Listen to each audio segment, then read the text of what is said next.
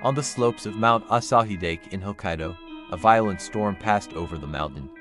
When rescue teams searched for two missing hikers, they spotted something shocking from the air, a massive SOS sign made of large birch logs in a remote wetland. The hikers were rescued safely, but they insisted they never built the sign. Days later, searchers returned to the area.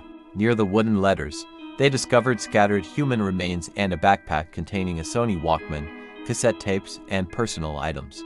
One tape held a desperate recording of a man calling for help, saying he was trapped near a cliff and surrounded by deep bamboo grass. At first, forensic experts believed the bones belonged to a woman. Later examinations reportedly suggested the remains may have belonged to a man.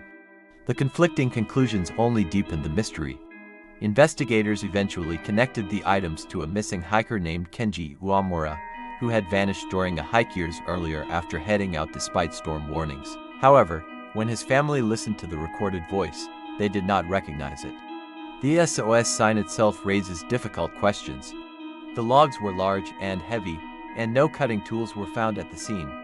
The terrain south of the main trail is dangerous, filled with cliffs, thick vegetation, and river crossings. It would have required enormous effort to construct such a signal in those conditions.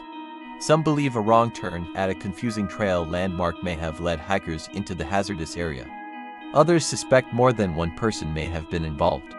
To this day, no definitive explanation has been given about who built the sign or whose remains were found. The mountain keeps its secrets hidden in fog, silence, and unanswered questions.